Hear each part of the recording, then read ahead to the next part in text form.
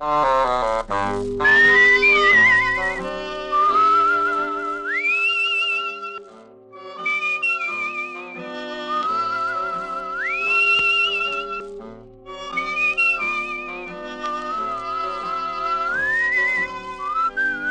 Dick Powell as Richard Diamond, private detective.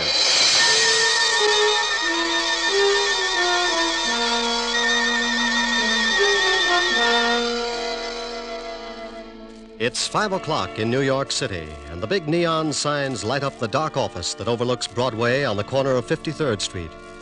Behind a second-hand mahogany desk, relaxing in a swivel chair, is the leading figure of the Diamond Detective Agency, combination stockholder, office boy, and clue chaser. He is Richard Diamond, and his mind is on a lovely redhead named Helen Asher as she sits on a couch talking about things he likes to hear. At this moment, however, another scene is taking place in the wealthy district of Long Island. A long black convertible is just pulling up to an old English mansion, and a curvaceous blonde steps from the car. She is met at the door by her brother. Well, good evening, my dear sister. You're looking simply ravishing. How would you know the difference? Oh, drop dead. You disgusting excuse for a man. Why don't you sober up for 5 minutes and take a look at yourself? I did once. Oh, by the way, our dear stepfather would like to see you in the study. Tell him to go. I already did. Now it's your turn. I don't want to. Now get out of my way, Chris. Suit yourself. But Murray Lang's in there with him. Murray? Did I start your heart going pitty-pat? Oh, shut up. You better go in and protect your money, darling. Bye, jailbird. Son. I don't care what your plans are. They concern my daughter, and that's enough for me to put a stop to them. You're not going to put a stop to anything. You can't intimidate me, Lang. You're just a cheap, no-good gangster, and your methods are too well known to frighten me. Come in! Oh, hello, Liz. Hello, Murray. I'm glad you're here, Elizabeth. Mr. Lang and I were just discussing your future. I'm surprised you put up with it this long, Murray. Come on, let's leave my dear stepfather until he simmers down. Elizabeth, I want to talk to you. Well, I don't want to talk to you. Let's go, Murray. Listen to what he has to say. Maybe you'll get a laugh out of it. Well, what is it? I've just been talking with Lang about your intention to marry him. I have advised him that if such a thing were to take place, it would result in the most serious of consequences. Is that all? No, that is not all. When you got into your trouble with the police, my dear stepdaughter, you were paroled in my custody. If I should report to the board that you had violated the terms of your probation, you would most certainly go to prison. Why, you... What's the matter? Aren't you satisfied with the salary you collect for taking care of Mother's estate? How dare you, you little Sit snip! down. You look bigger behind a desk. Well, just yell and scream all you want to. After Monday, you better start looking for another source of income. You know very well it's not the money. But your greasy boyfriend here would certainly like to get his hands on it. Look, you, I don't give a hang if you are a midget. I'm not going to stand here and listen to you. Murray. No, baby, I won't take it. I'll wring his scrawny little neck. Go on, lad, go on. It would give me the greatest of pleasure to call the police and have you locked up. I'll fix it so you won't have a head to call anyone with. Murray, leave him alone. Can't you see that's what he wants? Yes, well, Mr. Lang. Come on, Liz, let's get some fresh air. I want to say one more thing. Just remember, Father, my probation expires Monday. After that, you won't control any part of my income, so you better start getting packed. And if I report you to the probation board in the morning? I wouldn't. If you do that, you'll not only stop being my guardian, but you'll stop breathing. Get out. Get out, both of you. Come on, Murray.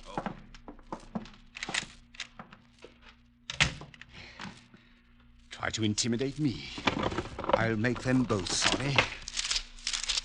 Detectives. Private detectives, yes. Foreign. Here's one. Full-page ad must be doing very well. Richard Diamond, private detective. If you've got a case, share it with me. Richard Diamond. 7.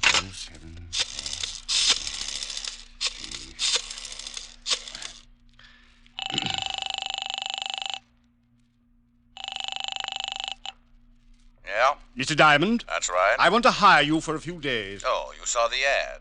Well, it just so happens I'm available. I can't tell you much over the phone, too many extensions in the house, but it's about my daughter. I'm afraid she's going to get herself into some serious trouble. Well, how old is she? 20. Tell her to wait a year. My name is Chase, Ralph Chase. I live at 82 Maple Drive, Sands Point. Will you come out this evening? $100 a day and dibs on the I'll icebox. see you about 8. Goodbye, Mr. Diamond.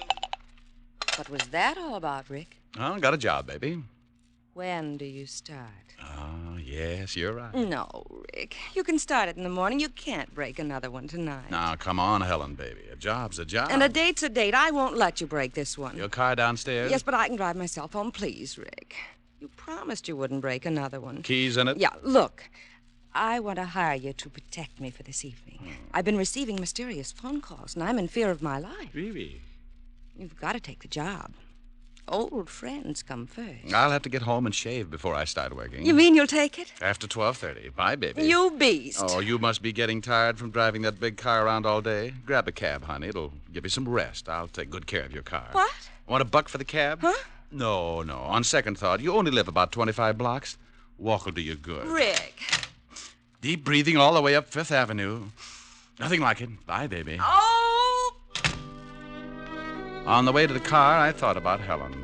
The most wonderful girl in the world. Money, looks. But she had one bad fault. She wanted to get married. I got into the big sedan and headed for my apartment. I'd been up late the night before with the blonde singer, and I was feeling tired. Funny how things change. My nights in college were just as busy, but at 1 o'clock the next afternoon, I was out playing football. I face facts pretty well, so when I got home, I took a nap.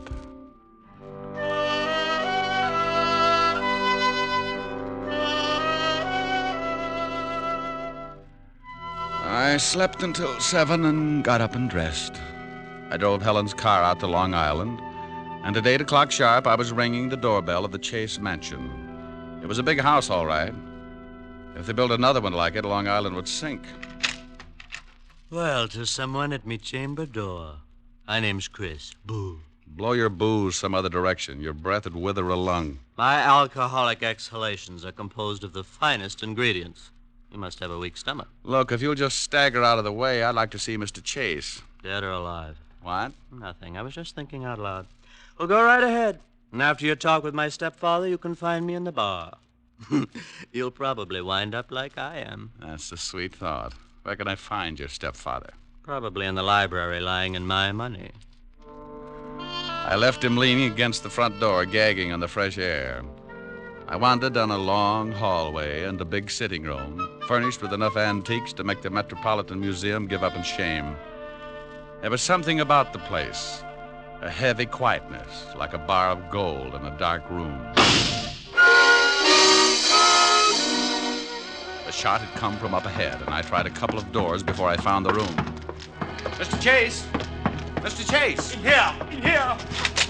Mr. Chase? Yes. Come in and shut the door. I looked over at Ralph Chase crouching behind a desk. He got up slowly, all 5 feet of him.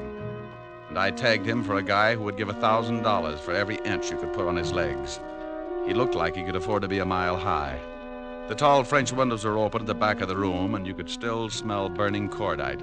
Someone tried to shoot me from the garden. Yeah, I heard the shot. You must be Diamond. That's right. Don't you think you better shut the French doors and pull the drapes before someone takes another shot? Yes, very good idea. You pull the shade diamond. Hey, you can start earning your money right now. You're a little excited, but I'll start to work. Right. Be careful, he might still be out there. Well, I doubt it. I can't see anyone out here. Oh, he just missed me. You can see where the bullet hit the wall. I jumped and hid behind the desk. Didn't you hear him on the porch? No, he must have stood in the soft grass that surrounds the garden. That's a good 10 feet from the house. You're lucky he didn't move in closer. He probably wouldn't have missed. Got any idea who it was? Of course, it was Murray Lang. Murray Lang?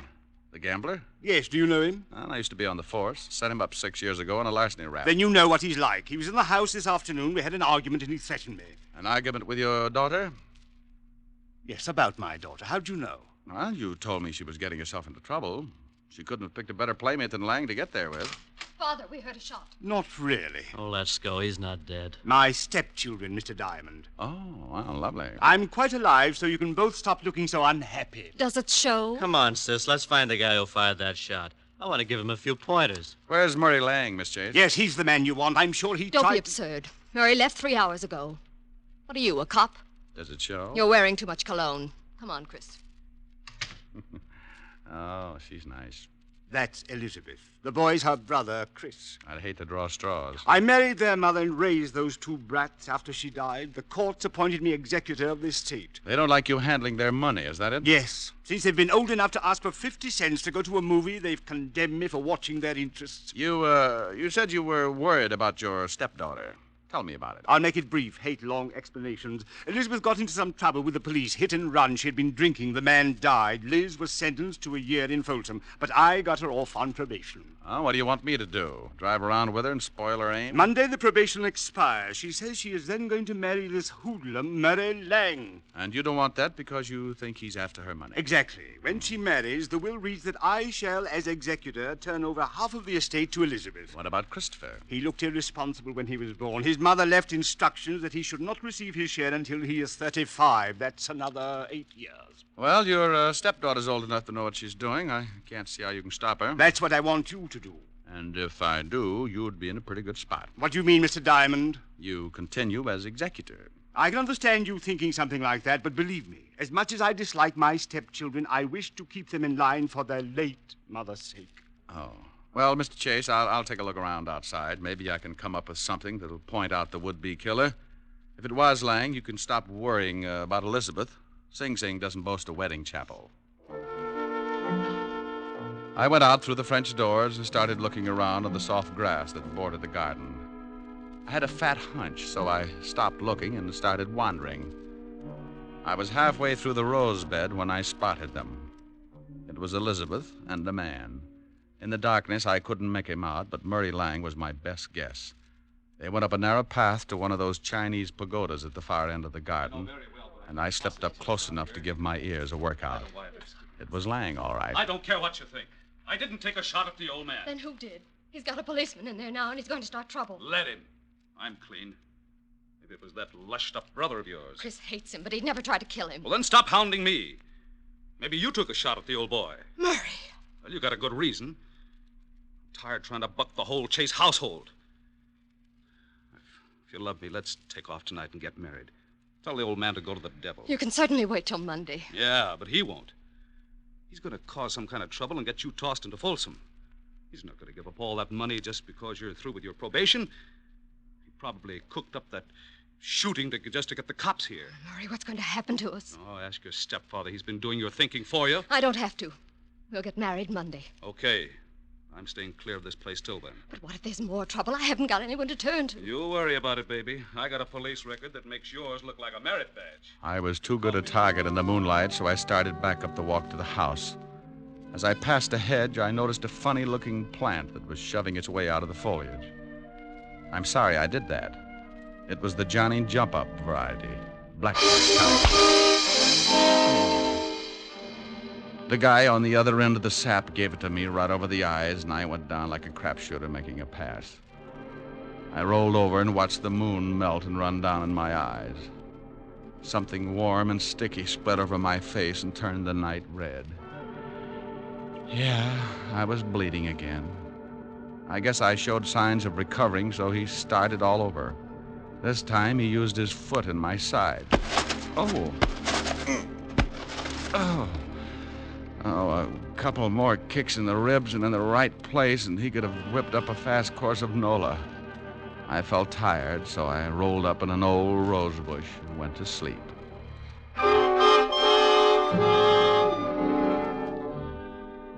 When you finally start coming around, it's like swimming your way out of an acre of mud. If you've taken enough beatings before, you diagnose things in a hurry. The pain in your head is where you got sapped. The ache in your ribs is where he booted you. And the thought in your mind is, it's something about an eye for an eye, if you've got one left. I sat up slowly and looked around. No one in sight, and my watch said 10 o'clock. I'd been out for an hour, and I was feeling lonely until I started to get up. I made it to one knee and looked down at the best reason I could think of for staying home nights. It was Murray Lang, and you couldn't blame him for staring. He wasn't impolite, just dead. Something on the walk beside him gleamed in the moonlight. I took out my handkerchief and scooped it up. It was a little nickel-plated .32. You could still smell the fresh powder in the barrel. I put it in my pocket and stumbled back to the house. Chris opened the door. Well, you shouldn't drink so much. I never get so loaded I look like that. Well, try it sometime. It might be an improvement. Boo. I told you once before not to do that. Now tell me, where were you 10 minutes ago? I was in the bar. Who was with you? Red and green midgets. Now let go of my collar. Okay. Where's the phone? In the hall. Hey, what's going on? Who beat you up? Nobody. I always bleed like this on warm nights. Huh? Big pores.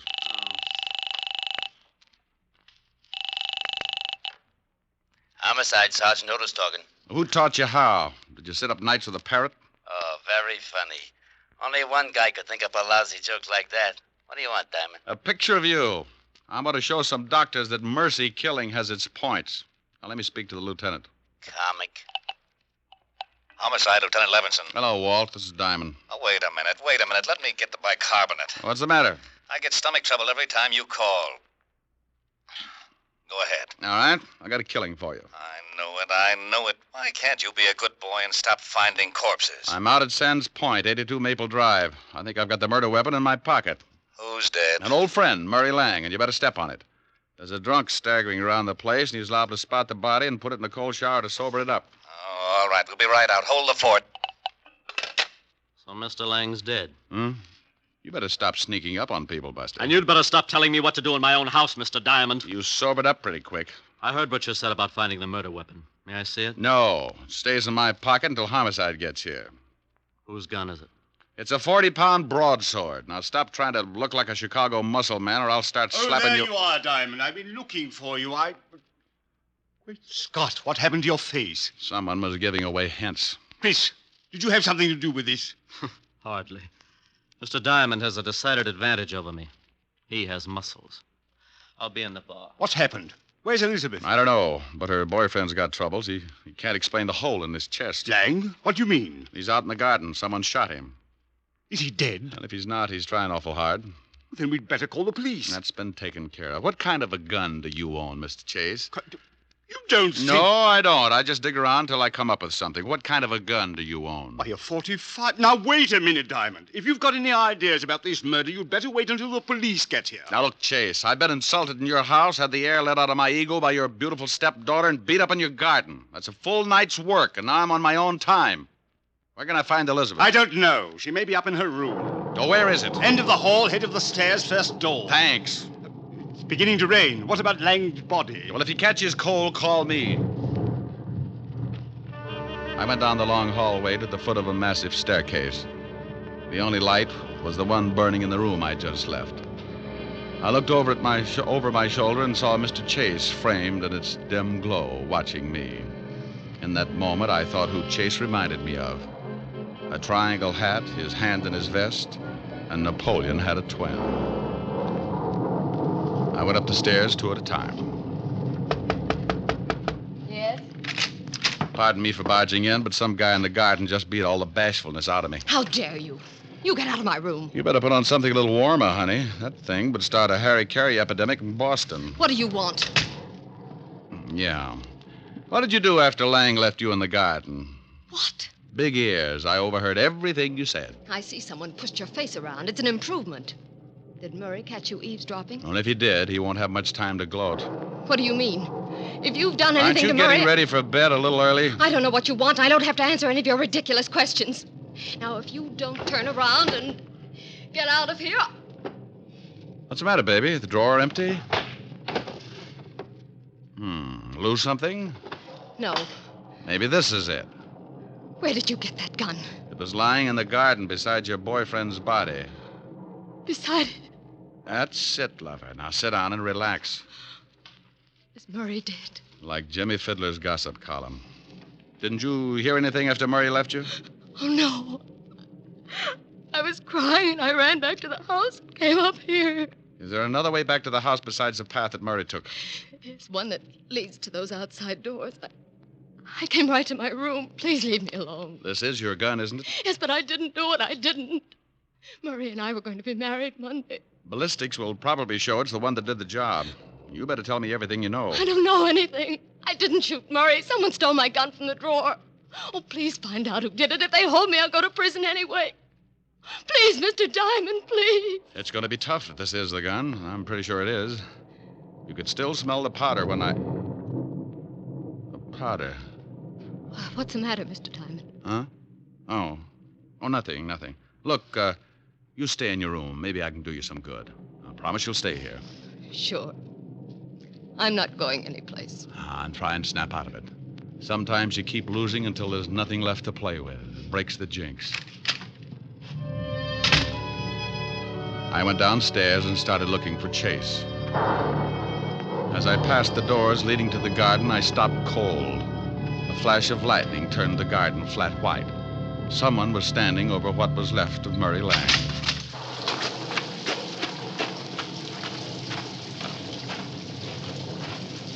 Well, like the view? Oh, Diamond. I was just looking at the body. I talked with your daughter. She says the gun that killed Lang was hers. What? Claims they had an argument, but won't admit she shot him. Oh, no, I can't believe it. Certainly she had no reason. Unless... Unless what? Well, unless she found out Lang was just after her money. Well, that's possible. Anyway, if she did do it, I still can't figure who worked me over. Maybe it was Lang. You told me yourself he didn't like you. Maybe it was Elizabeth. Oh, no. It would have to be somebody very strong. She might have kicked you, but never could she have hit you hard enough to crack your head open like that.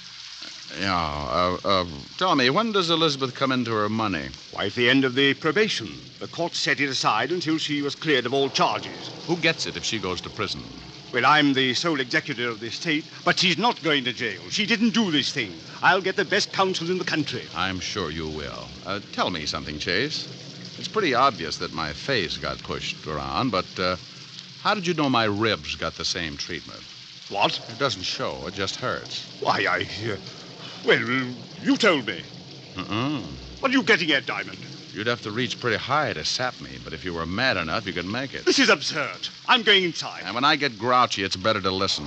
I'm liable to use you to make the flowers grow. Go ahead, Mr. Diamond. I'm listening. Well, everybody in this house has some sort of motive for killing. With Elizabeth, it could be the old story of a woman scorned. With your lushed-up stepson, he could want to put the blame on his sister so he'd get more than his share of the estate.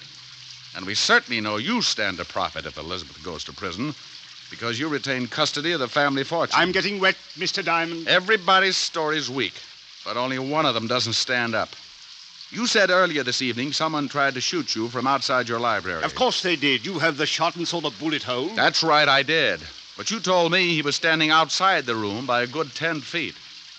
Nothing to say, Chase? You're trying to catch me up in something. Oh, you are so right. Now, when I walked into that room, I could still smell burning cordite. To smell fresh gunpowder like that, the gun would have to have been fired outside the room. You staged it, so I'd think someone was trying to kill you. Is that all, Mr. Diamond? Outside of the slip you made about kicking me in the ribs. Now, let's go inside. I don't think so, Diamond.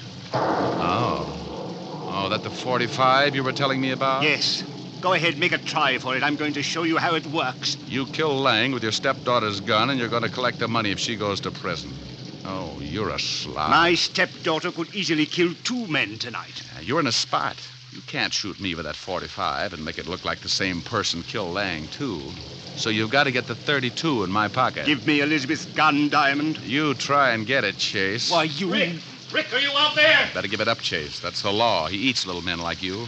Out there, Lieutenant. Drum said he saw him go out. Rick! Stay right there, Diamond. Another killing won't matter if you try and stop me. For Pete's sake, if you're out there, Rick, answer me. I'm getting soaked. Just keep your mouth closed, Diamond. I'm getting out of here. You'll never make it, Chase. They'll pick you up inside of an hour. Not if you're too dead to tell them. Yes, that's it. If I kill you, I'll at least have... You should watch your step, Chase. Keep your head down, Lieutenant. Somebody's mad. Shut up, Otis, and get out from under that bench. Rick!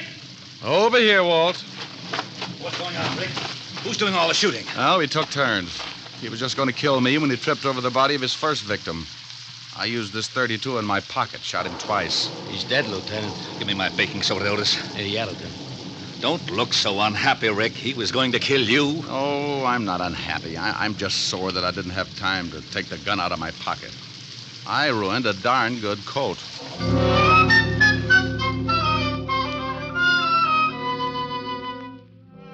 The 3 of us went back in the house, and Otis took Christopher up to bed so he could sleep it off. Walt listened to the story as I told it to Elizabeth. She cried a little and thanked me with her eyes. Walt went downstairs to clean things up, and I sat by her bed until she went to sleep. She didn't even wake up when I kissed her goodbye. Oh, I guess it was better that way. I said goodbye to Walt and Otis and headed for 975 Park Avenue. I was late. My face could use a mile of bandage. I hoped Helen wouldn't mind. Yes? Oh, my goodness. Hello, Francis. Tell Miss Asher I brought a car back. Oh, how bad a wreck was it, sir? Give me a glass with a backbone, will you, Francis? Yes, sir, right away, sir.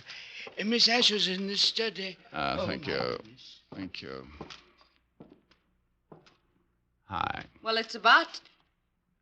Oh, Rick, not again. Mm-hmm. Your poor little face. Yeah, my poor little face. Well, you just stretch out on the couch, and I'll get you a nice tall drink. Francis is already on his way. Oh. Feel better? Yeah, oh, yes. Got a pillow? I'll hold your head up. How's this? Mm-hmm. Like some music to go with it? Sure. Turn on the radio. You comfortable? Mm-hmm. How about you? Uh-huh. That music sounds like San Francisco. Remember the top of the mark? Yeah, fun too. Mind if I turn off the light? The glow from the fire is enough. You're cute. Better? Much. The snow is snowing, the wind is blowing, but I can weather the storm. A little high. What do I care how much it may storm?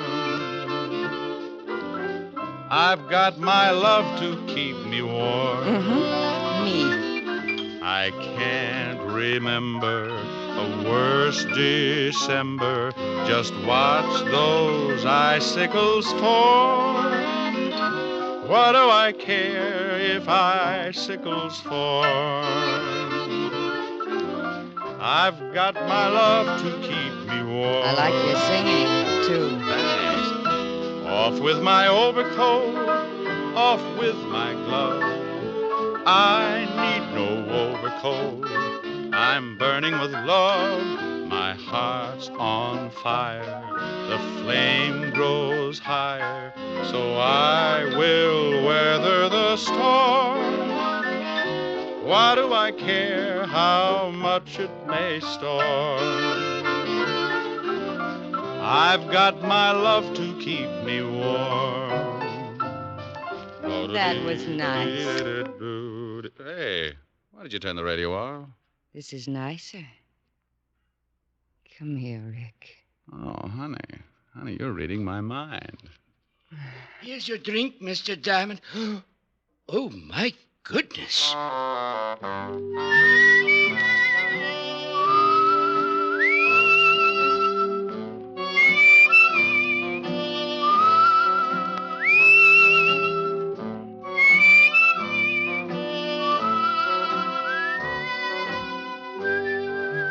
You have just heard the fourth of a new series, Richard Diamond, Private Detective, starring Dick Powell. Helen was played by Virginia Gregg, Lieutenant Levinson by Ed Begley. Also in our cast were Wilms Herbert, Betty Moran, Jay Novello, Jack Edwards, and Tal Avery. Music was under the direction of David Baskerville. Richard Diamond is written by Blake Edwards and directed by William P. Rousseau. Even here in America, we're liable to have a few misconceptions about freedom. Many of us regard it as an outright gift with no strings attached. Well, that isn't quite so. All of us have received a heritage of liberty, a legacy of freedom forged in other days. Remember that the liberty you enjoy is a precious legacy, a legacy that can be lost through disuse. Don't ignore freedom, work at it, for freedom is everybody's job. Now, this is Eddie King, inviting you to be with us again at the same time next week when we will again bring you Dick Powell as Richard Diamond, Private Detective. This program has come to you from Hollywood. This is NBC, the national broadcasting company.